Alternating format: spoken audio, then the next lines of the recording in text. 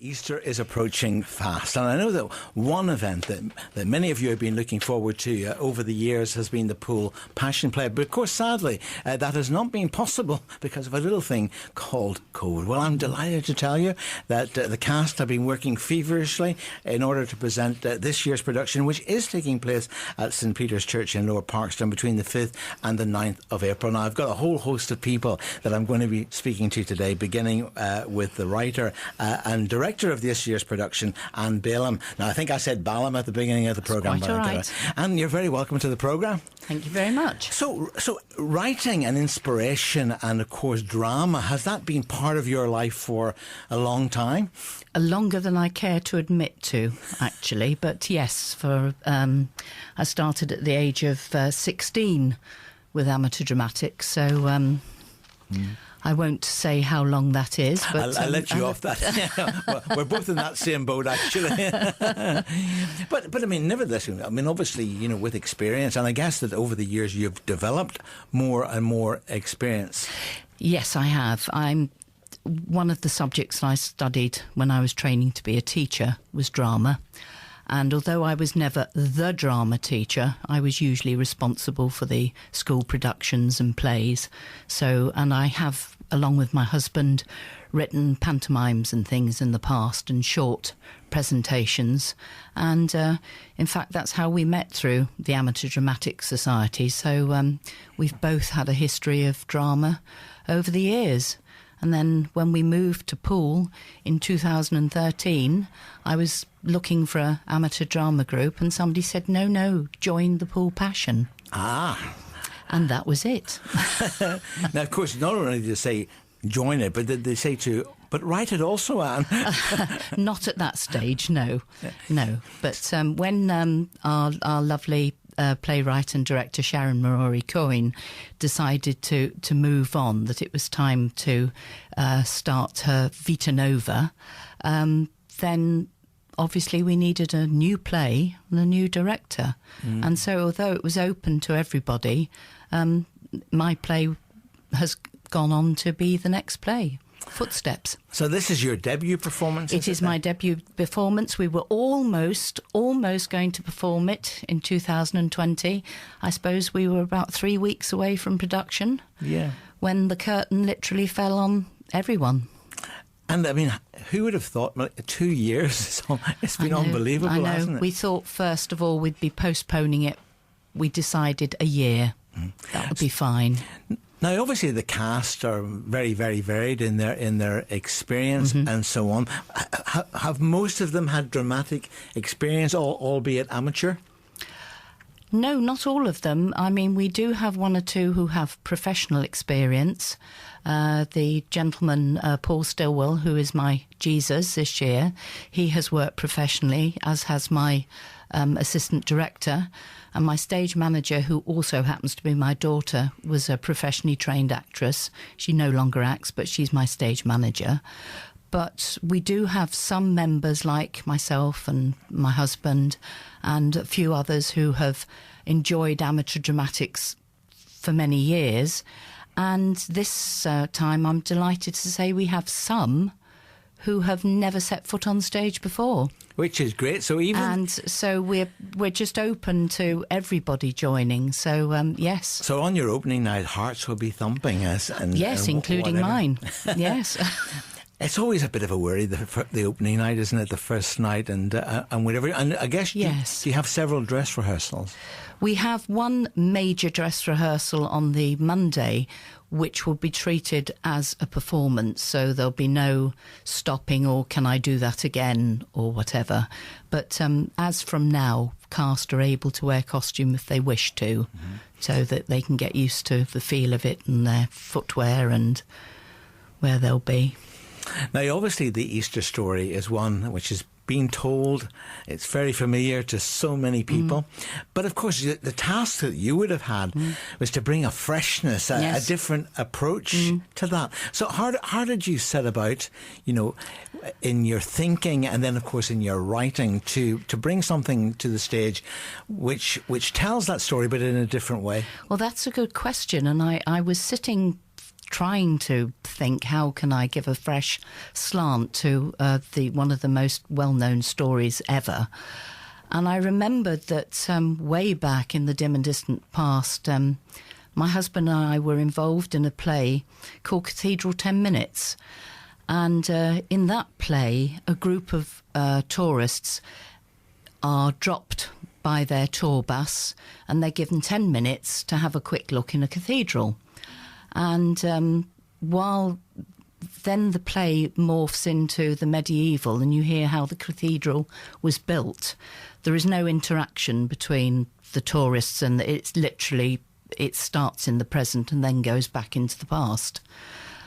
But that set my mind thinking.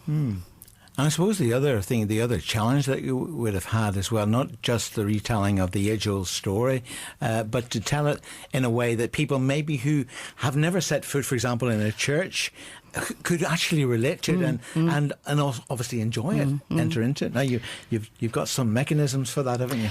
Yes. I won't give away sort of the plot.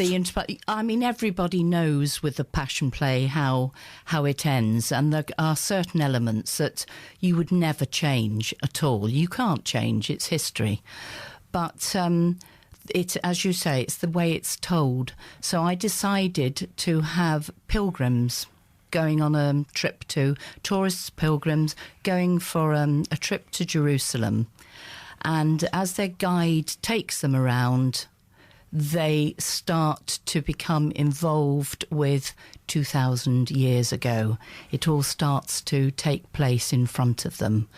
What I will say is that each pilgrim has their own story to tell. They all have a background as to why they have come on the trip, which is very personal to the individual.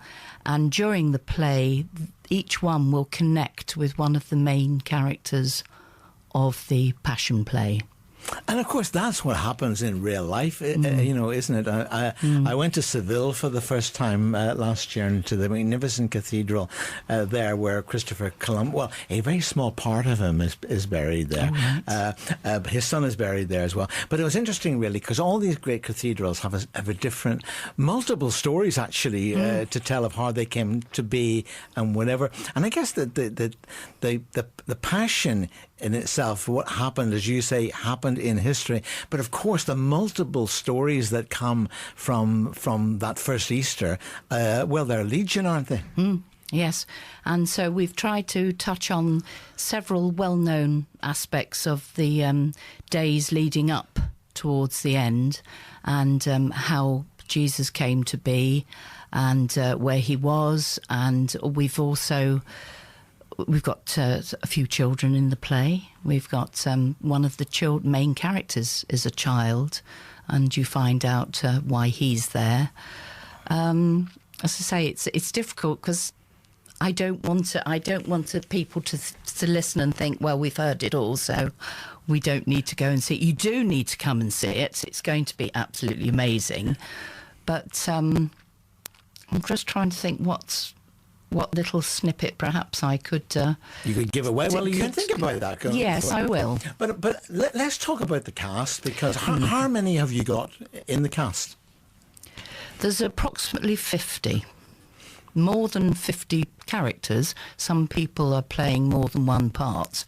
They morph into another character perhaps towards the end, because obviously some of the parts are tiny, tiny little snippet parts that where a character will come on. For example, Jairus pops in and out. So the actor playing Jairus, you'll see him later on as another character. Now, obviously, your first reaction to what you'd put together, your creative work, Anne, your first critics are the cast. Yes. Because they're obviously reading the script. They've got the lowdown on all of us, you know. I think Manina may have brought her script with her today. But the thing is that they would have given you a reaction. What was that reaction like? It was amazing. It really was amazing. The first time we read it through, not with just the cast, but with members of the family, as we like to think of the Poole Passion, and they just enjoyed it. They enjoyed the take on it. but there is a deep, I will tell you that there is a very deep underlying theme of faith. You might say, well, that's obvious, but faith is the underlying theme that goes all the way through, and the importance of faith to different people and how they react. And I suppose there's never been a time, I mean, here we are out of COVID and our television screens are filled with the horrors of Ukraine. And of course, those horrors are repeated all over the world. But for all of us, it's been a terrible time. For many people, of course, there's been isolation and loneliness, yes, and so on. So I guess that there's never been a better time to bring that story of hope and of faith, yes, as you said, to, you know... I do hope so, yes, yes. Well, I mean, I haven't seen the play yet, but I mean, I'm already stimulated by talking to you, and of course by, you know, by some of the people that I know are participating well, the cast is marvellous. They are a marvellous cast. They've been fantastic to work with. So, now, of course, another big, very, very big part is the social side, because when you bring a group of people together, some of them will know each other, others will not. Yes. But there's quite a bit of fun, and there's a lot of interaction between any cast. You know, has it been particularly special this year? Because obviously many of some of your cast obviously are older members, and maybe some of them have had to isolate and go through all of that. So it's almost like Freedom Day for them. It is. Yes, it has been difficult because obviously COVID is an ongoing thing.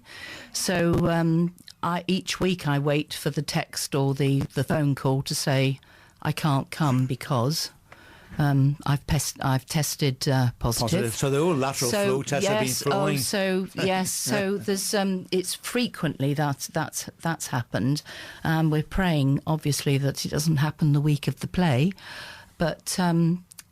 Yes, the group has really gelled wonderfully. And as you say, there are people who have been used to working with each other. People are playing parts that they've never played before. So people who have been perhaps a disciple in a previous one are now playing a high priest, or we have a different pilot. Everybody is playing characters that they've never played before. So there's a bit of stretch there for them. Definitely a bit of stretch. And even we have one blind actor who is playing Caiaphas, our chief high priest, who is an amazing actor. And he really does show that you shouldn't let something like a disability of blindness stop you from getting out there and doing it. And very often, you know, people with disability put us to shame, don't they? Absolutely. I mean, he's the other ladies here will agree with me. He's an amazing actor, and you might say, well, how on earth does he cope moving around? Well, we've brought in Nicodemus, and Nicodemus is his personal priest who guides him round the church as we move. So now it's not only, of course, about acting. It's about music. It's about singing and so that. So it's a musical production as well. There is music, yes, linking the scenes and sometimes enhancing the action. So we're very lucky to have the musical director Richard McLester on board with us for that. He's also supervising all the special effect lighting that we're going to have to make the play a little bit more immersive for the audience. So we're really, really lucky. He's our musical director as well at St. Peter's. And a few years ago, he wrote a CD called The Road to Golgotha. And a lot of that music, or snippets of that music, will be featured throughout the play. Play, and somebody who I'm not sure whether Anne had to twist his arm or whatever, but she's saying no, she didn't. Anyway, good morning to Richard McLester. Hello, Blair. Good morning. Thanks for having me on air. So has music been sort of integral with your life in a way, Richard? Were you born singing in the shower or coming out the mother's womb and all of that? I'm not too sure how early it started, but I reckon in the shower, definitely. My wife, definitely can vouch for that. Now, obviously, music has a wonderful way of lifting our spirits. And I was saying to Anne earlier on that there's never been a time whenever we need to have our spirits lifted and turn to sort of more positive things. Had you been previously involved with some of the previous plays? Yeah, so I started with the Poole Passion back, I think it was 2009 when the very first Passion play started, and the then director Sharon asked me to be involved. We'd worked together before, and she got me in to do all the music. And it became a biannual thing, and it's happened every 2 years since 2009, I believe, and I've been the musical director for it ever since. It's just been something it's so unique in terms of what it offers. So one of the things that I love about the music and the way it is, it gives you the opportunity to be very artistic within a very well-known space and play, if you like, and story. So I know that one of the original briefs of the Poole Passion was to create not just a legacy of the story and to tell that story to people, of the Passion of Christ, but it was also about creating a space for artists locally to come together and create. And I think that's one of the things that attracted me most to the project. It's been super creative over the years. It's been a real blessing to be part of it, to be honest. Now, obviously, the Easter story, as I said to Anne earlier on, is very, very well known. And Anne has written a piece which, of course, is taking a different perspective of that age-old story to make it contemporary and so on. So what was your brief in terms of the music? So originally the brief was to create almost like a film soundtrack alongside the play. And that sounded to me quite exciting. But it's also got a few technical challenges because when you're dealing with, in a professional context, it's quite easy. You've got lots of, you've got lots of technical support to make that happen. But when you're dealing with what is a community production, which is what this is, you have to be a lot more flexible with the music in order to kind of accommodate for different things happening on the night. It's not as 100% maybe as a professional production would be, which is really good actually, because what it does is it gives you, it makes you do everything live. So as you go through the play, you're hitting your cues, but you're twisting the music and you're making. You obviously can't just play out MP3s. It's very much creating a film score on the fly every night, and you have points that you go to, and that's really how it's developed. And my background is in live performance and making electronic music work alongside that. That's really where this is kind of coming to its own, because I can simply set up almost like an orchestra. To go with the play, and then as things happen, different instruments will come in, different pieces of music will float in and fade out. If somebody's a bit quiet on the second night, then you can taper it down a bit. If all of a sudden something needs to happen, the music needs to rise up to the occasion a bit more than it did the previous night, you can do that. So that's kind of the brief, really. So in the very real sense, that the music knits the production together and is actually almost as important as the actors themselves. I think so. I think the whole thing works together in my mind. I'm a very, although I'm obviously a musical background, I'm very visual in the way that I put things together. And when you've got the visual elements of the actors, and you've got the lighting working together to create that kind of space, the music then provides the emotional underpinning of everything. And then it all comes together, and one can't work without the other. So if you don't get the music quite right, then it doesn't quite work. But if you don't get the acting quite right, then the music doesn't quite work either. So it's very much it's working together as a one team in the production, really.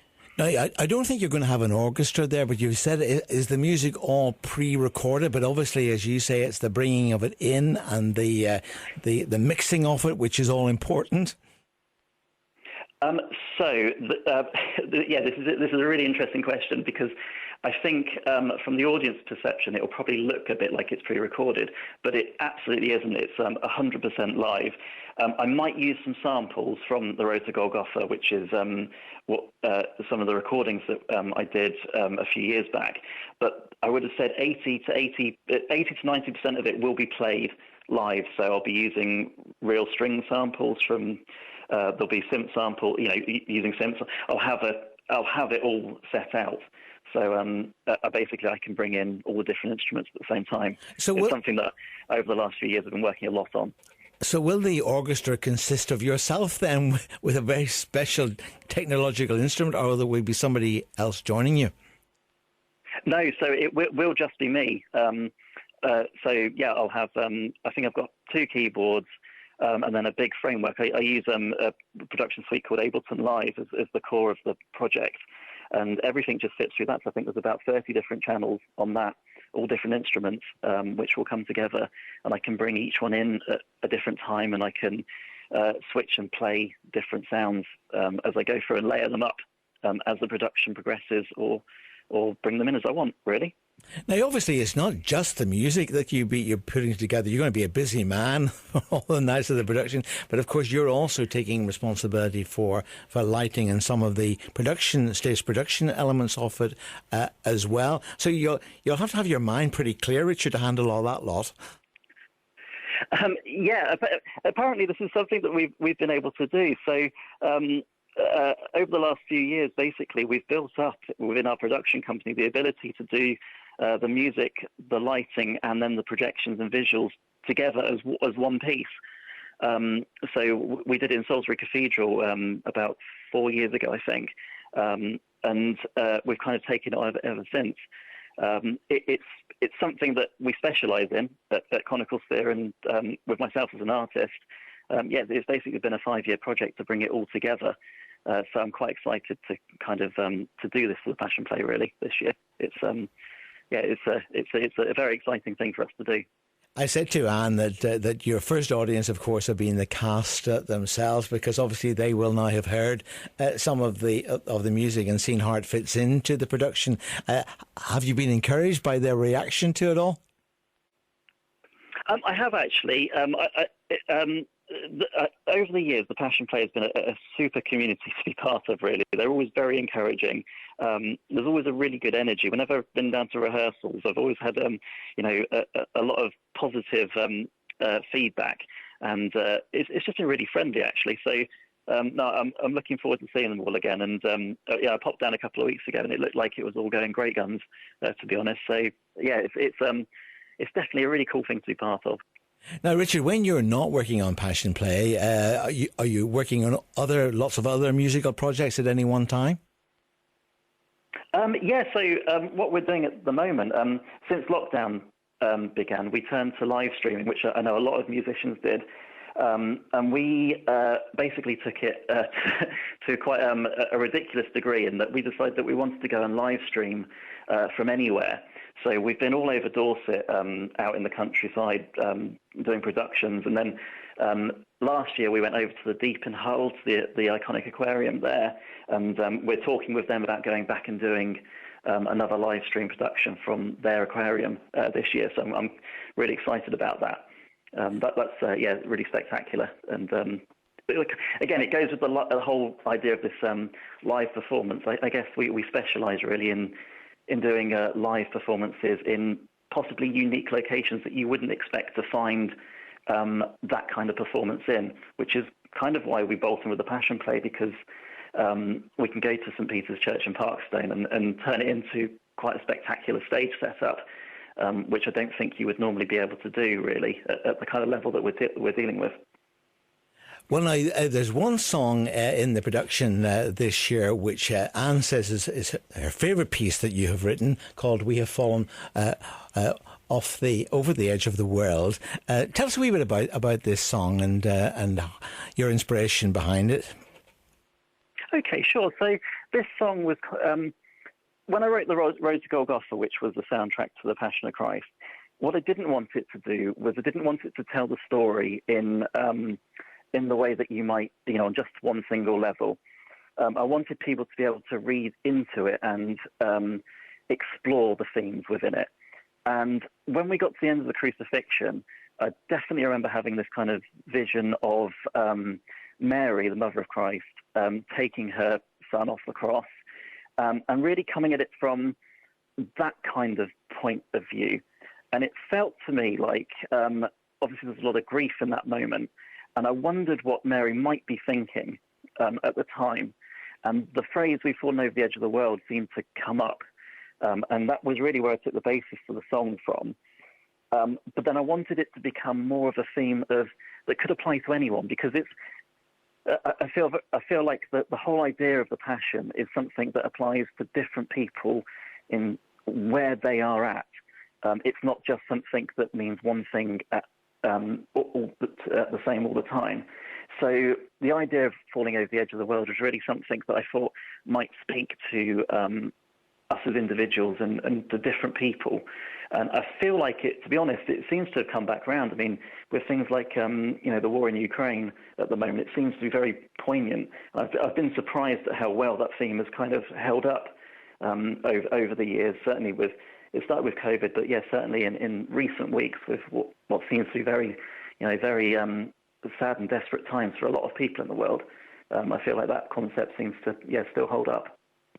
Well, Richard, thank you so much for joining me on the air. And obviously, thank you for all the hard work that you've been doing to make the Poole Passion play come alive this year. And I'm sure it will be very well received. But let's listen to that special song, "We Have Fallen Over the Edge of the World."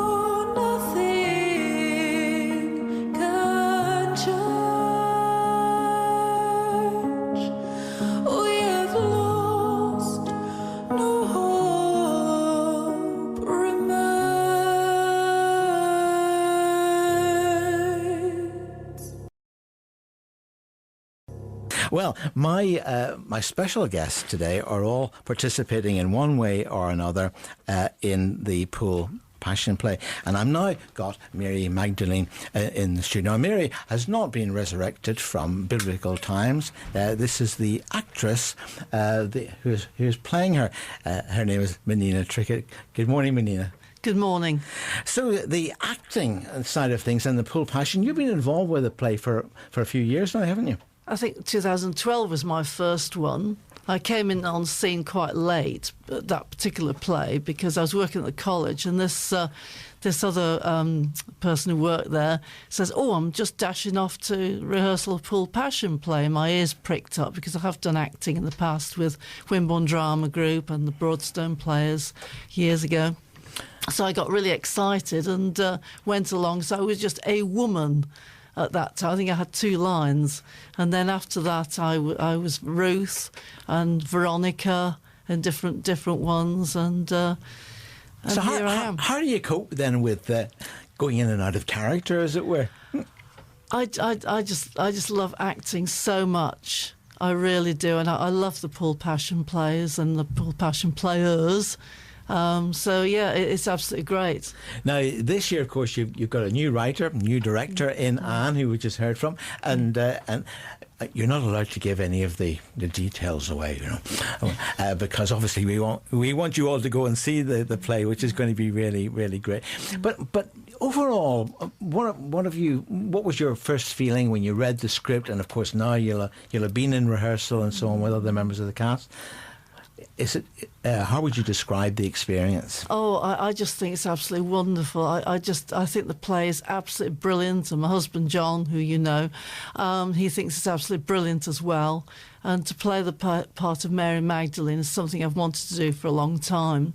Now, of course, to play Mary Magdalene, I mean, that's a very special role, isn't it? Because, of course, she was a woman of ill repute, who, of course, and of course, in the context of her day, women weren't very well, respected in a sense. They walked behind the men and all that sort of thing. So with Mary Magdalene being a woman of ill repute, and also, with the whole thing about women in biblical times, it's a hard act to play. And of course, it was love that changed her.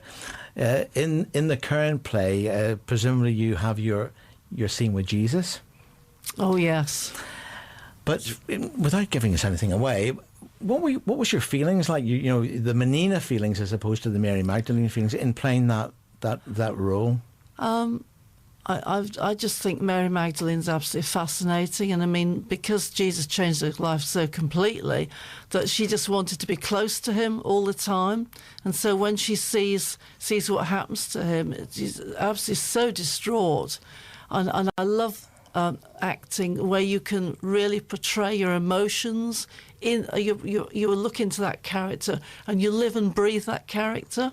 Now, one of the things, of course, that you said that helped your emotions was the song that we played earlier on that Richard wrote, We Have Fallen Over the Edge of the World. Have you rehearsed with the song playing yet? We're going to. We haven't yet. But obviously you heard it this morning. Yes. So do you think that, because it's obviously a very moving song, do you think that will help you to get those emotions? Because obviously to find the tears and to find the right expression for an actress in this case is quite a challenge. Well, I'm quite an emotional person anyway, which God uses for good. So obviously, you get so into the character portraying it that you do cry. But to hear a song like that as well, it just really makes it even more so. Now, obviously, the Easter story is not a story of just sadness. I guess the disciples, Mary Magdalene herself, they didn't quite get it, did they? But then, of course, Easter Day comes, and I know that the Passion play doesn't finish at the cross. It goes on to the resurrection.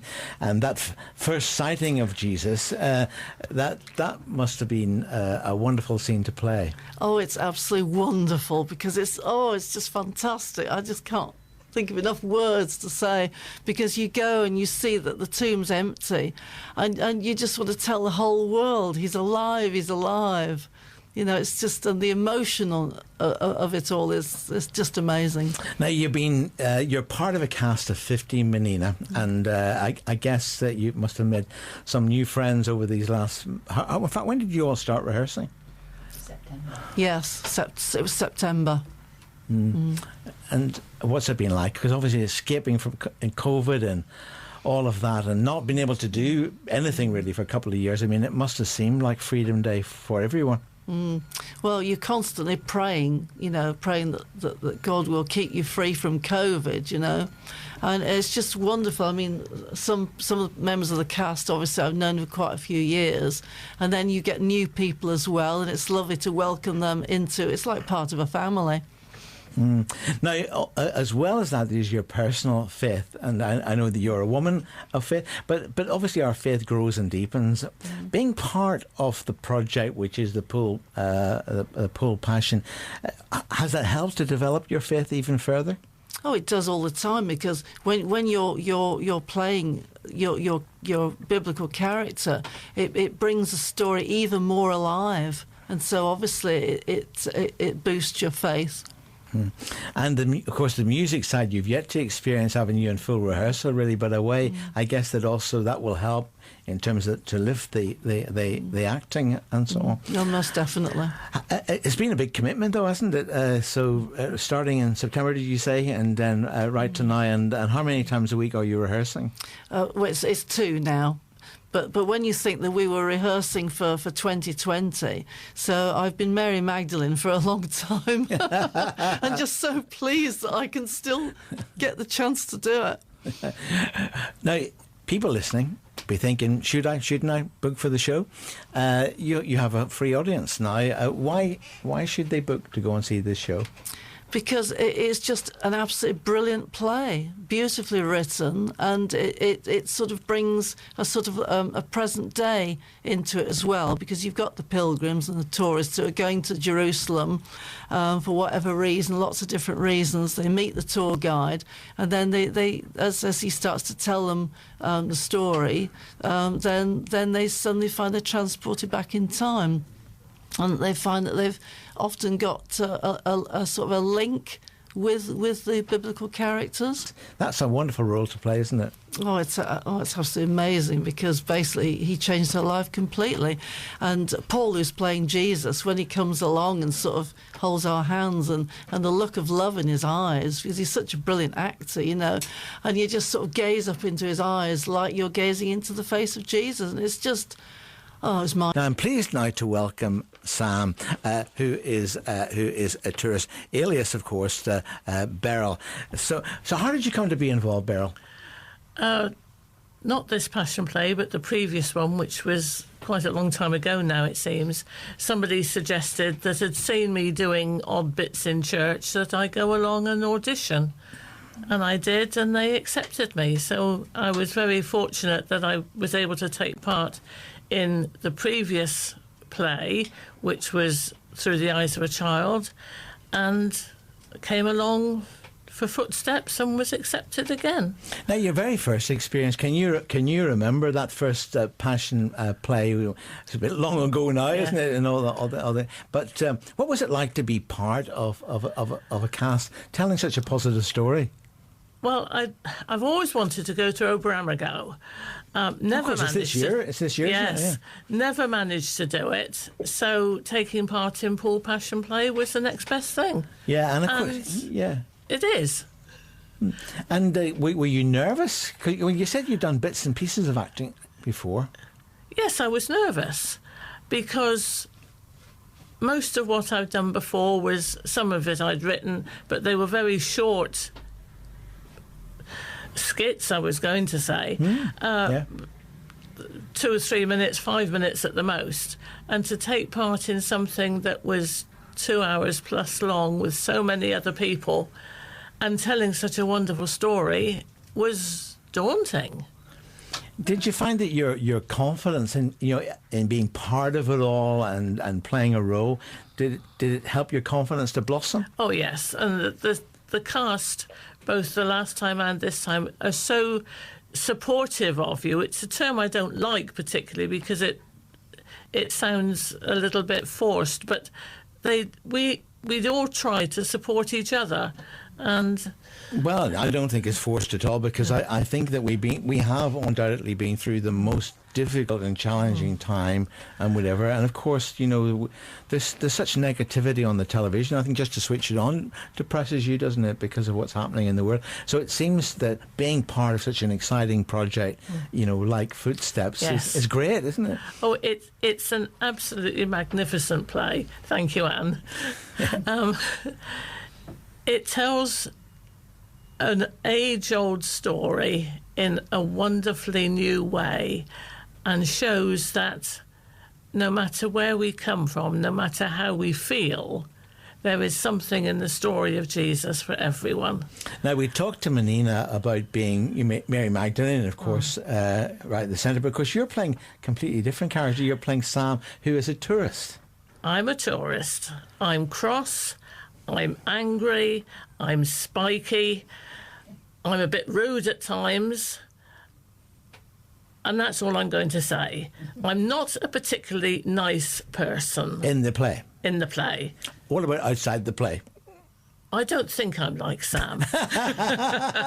I'm certainly not cross and angry in the way he is. She is cross and angry. So with that not being your natural self, where have you taken your inspiration to be cross and angry from?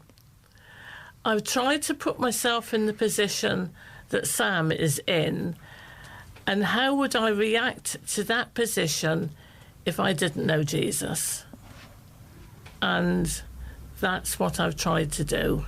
So an angry Sam encounters Jesus in a different way, because you're a tourist, and we're not allowed to say too. Anne's looking at me now, so I'm not allowed to say too much about the actual script itself. But as it all pans out, because you don't stay angry, do you?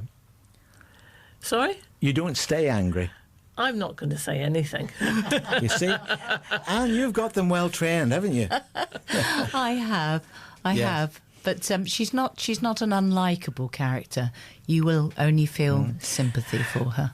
But audience, I suppose, identification is really, really important. And you've just said it, really, because you're sort of stepping into the shoes. There's a lot of angry, perplexed people around at the moment, and let's be honest about it, justifiably so. People have been, to hell and back, some of them, and they're still going through it. So I guess that to portray that is very, very important.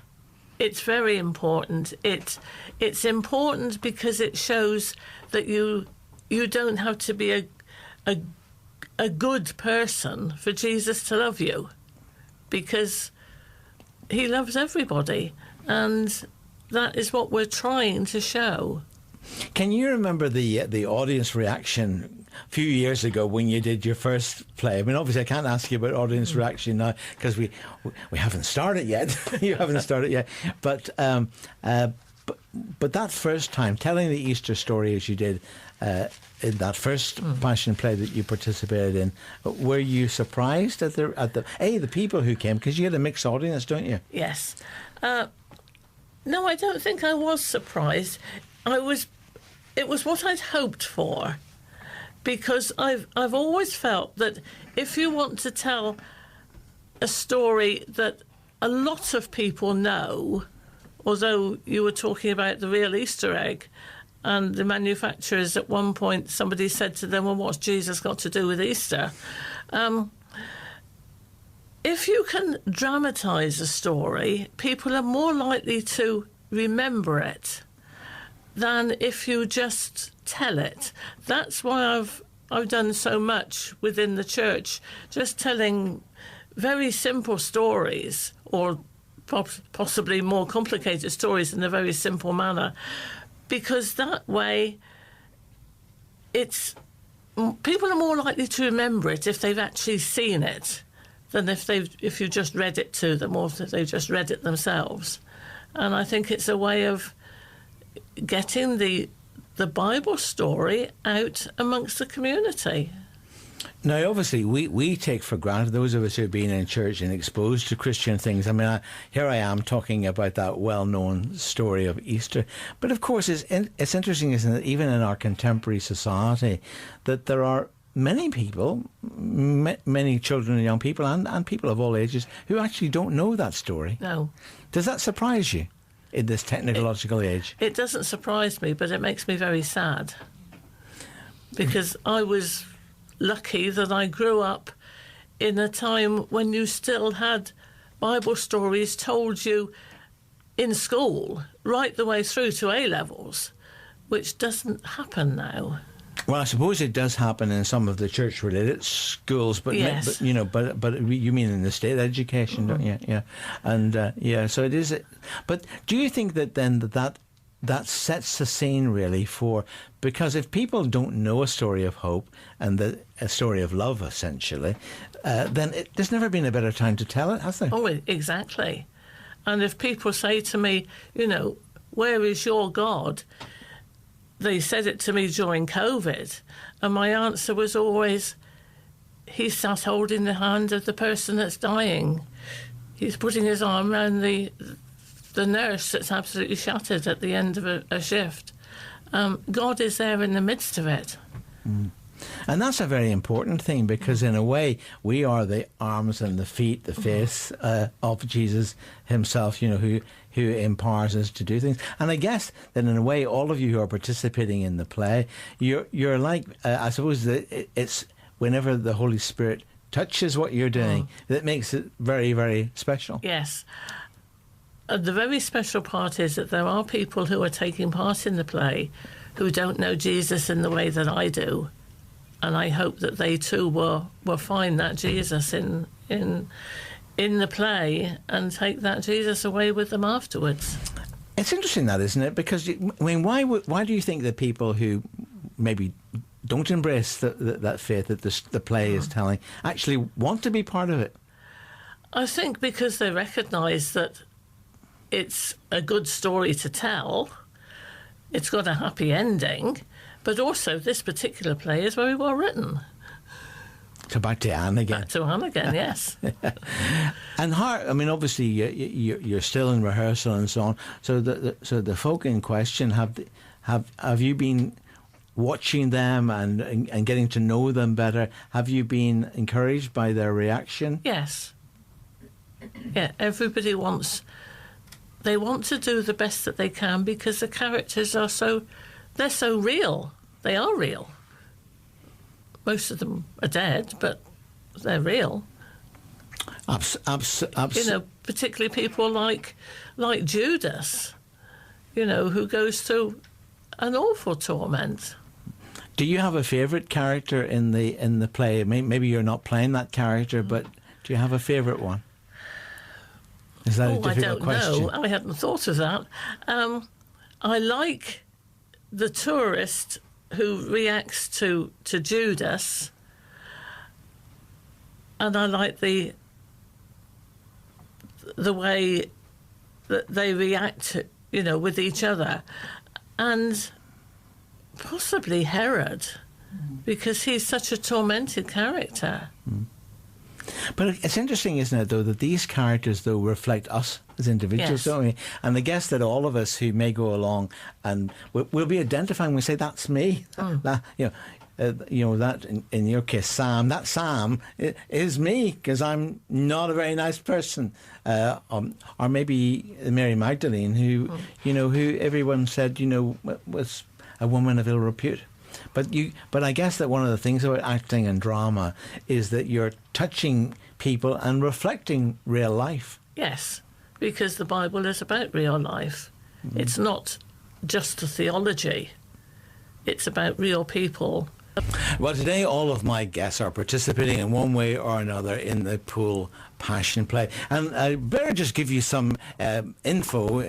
You might want to get a pen nearby, because I will give you this again towards the end of the programme. But the play is running between the 5th and the 9th of April.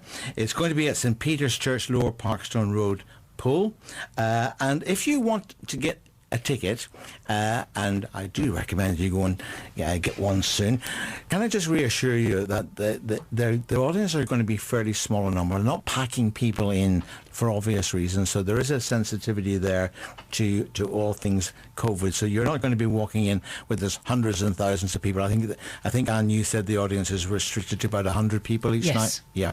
So because of that, of course, that means that there are fewer seats, so you want to get your ticket as soon as you can. Now, the telephone number to the ticket hotline is 075 988 26145. Let me give you that again. 075 988 26145. Now, I will give you that again.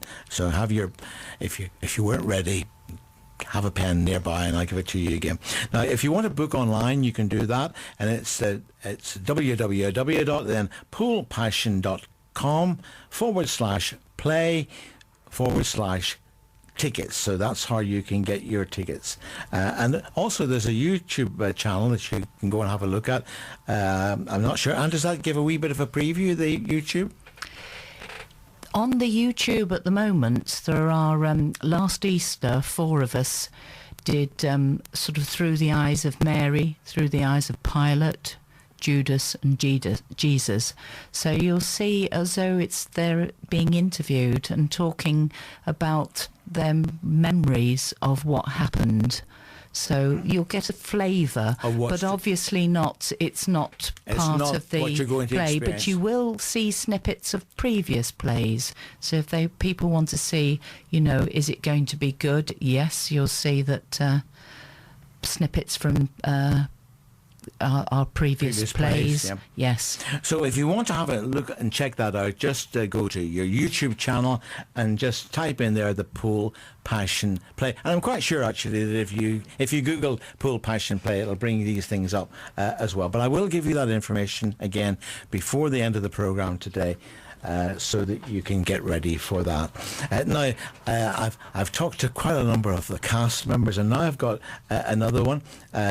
June welcomes me, but you're not June in the play. You're somebody called Ruth. I am Ruth, yes. So who is Ruth then? Ruth is a follower of Jesus, and she is a friend of his mother, Mary, and Jesus himself, and she follows him everywhere. Now, how did you come to be involved? Because everybody's I've been fascinated how you all come to be involved, in the cast and so on, and being involved. What's your story then? Well, my story is I was a taxi driver for my granddaughter. So she was in the play, I think, from 2014, and she obviously had to be delivered and picked up afterwards. So I ended up by staying and helping make teas and coffees. And then, as happens, would you like to be one of the women, not a speaking part? So I said, yes, that's fine. And then the following 2 years, I was a servant girl and I had a few lines. And it goes on, so you just get very So the moral of the story is don't go along and make coffee. Right. Otherwise, you two will be dragged into the passion play. And I can see that you're very good at twisting people's arms and saying, oh, you'd be perfect for that role, Anyway, I suppose the thought of being up front, because there's a lot of people who, they get very fearful about that. It was quite frightening at first.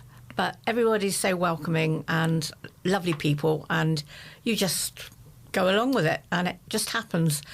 And as someone said to me, I think the curate from the church, from St. Peter's, where I worship, and he said, what's it like, June? Is it sort of like Amdram? And I said, yes, rehearsals are, but the performances are very spiritual. It's a real spiritual feeling. And a friend of mine said to me, she came one night and she said, how do you cope with 5 nights of the emotion?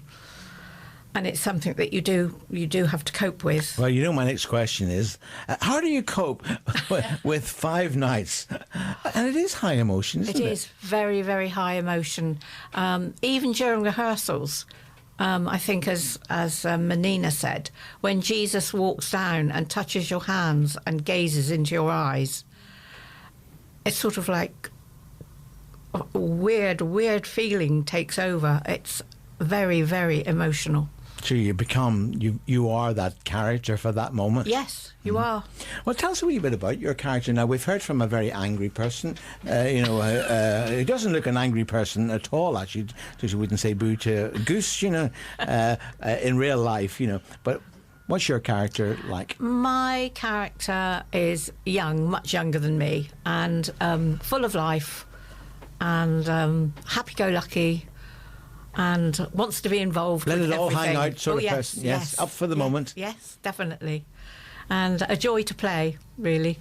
Yeah, and I suppose that is it, because there's a lot of people like that, aren't they? They're just on board and happy to be on board. Absolutely, yes. Yes, Ruth is there. She's in the moment.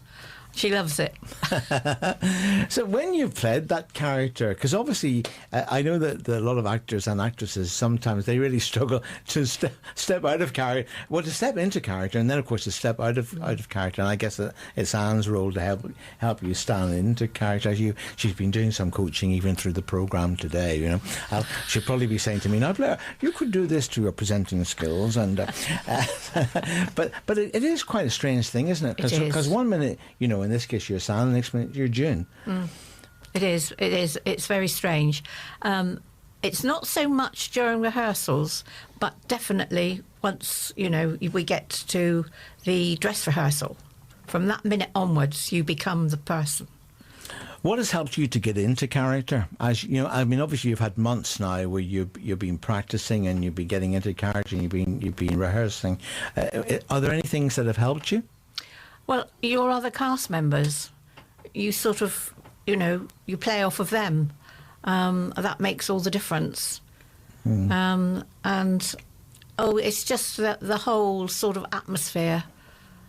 And also once you get into costume, which will help a lot, which will probably be for me next week. So the time is kind of drawing very close, isn't it? Very close. It's great. And is it like liberation for you? Because what was COVID like for you and the family over these last couple of years? Oh, very much lockdown. My family, my son and daughter-in-law and 2 grandchildren, one of the grandchildren was in one of the plays. They live with me, and obviously lockdown, we were all together all the time. So you had company? Yes, so that was great. But not great in other ways, sometimes a bit of peace and quiet is called for. I know the feeling, yeah. But obviously, right at the beginning of today, we talked about the cast, and I guess you're like a little community now, We're a family. Yeah, that's an even better word, a family. And it's even great to hear that, I guess, that you're all at different levels of your spiritual development. And there may be some people who quite honestly would say they're not quite there yet. But all gelling together. Yes, definitely. And also, for me, St. Peter's is home. That's where you worship? That's where I worship. Yeah. I was baptised there when I was 12 weeks old, and I am not prepared to say how long ago that was. Just a few years. Just a long time. It's like as it was yesterday, isn't it? Yeah. So I feel at home in St. Peter's anyway. It's beautiful. But let's talk about the age thing. I'm not going to ask how old anybody is, but actually, in a way, age doesn't matter, does it? Because I remember even my great-grandmother in her 90s saying to me that she felt like she was 16. It was just that she said that her body just didn't quite function.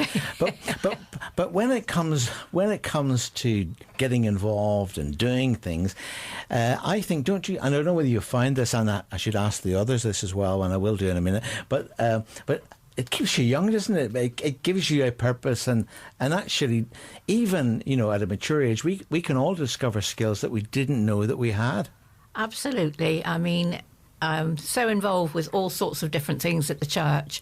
The Passion Play is one of them, and I really, really miss it.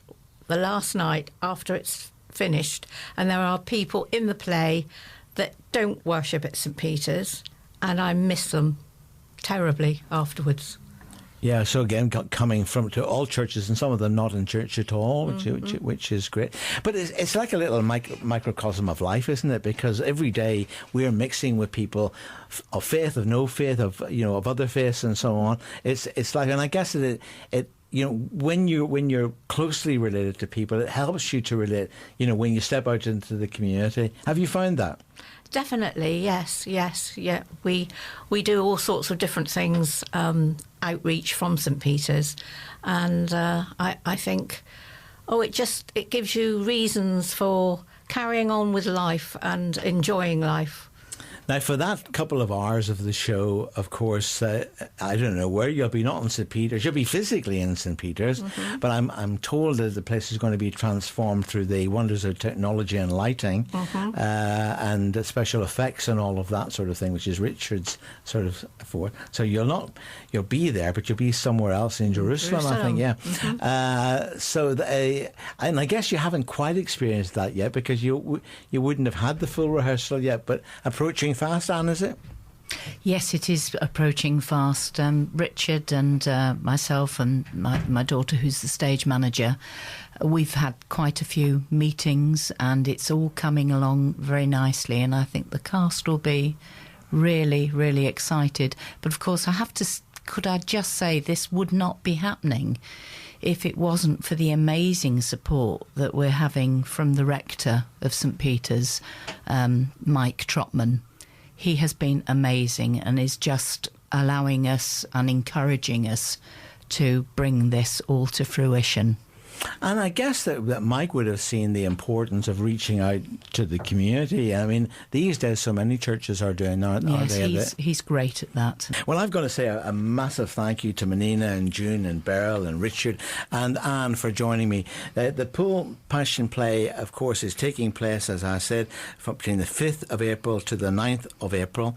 And you can get your tickets there by either going to the telephone hotline, which is 075 988 26145, or you can book online by going to www.poolepassion.com/play/tickets. But if you just Google Poole Passion Play, I'm sure. Well, ladies, thank you all very, very much for joining me. Are you all looking forward to the real thing? Very much. Yes, Definitely. Absolutely. Exciting. And we'll let the final word go to you. So the lights dim. Yes. The curtain goes up. Yes. What can people expect if they go along to the play? I think they can expect a wonder. They will be transported with those pilgrims to the famous sites in and around Jerusalem, and will be able to see what the pilgrims are seeing and to a certain extent take part in it. We're trying to make it as immersive as possible. Well, it's going to be an amazing experience, and I wish you God's richest blessing on all that you do, and thank you so much for being... Thank you so much. Thank you for having us. Thank you. It's been a pleasure.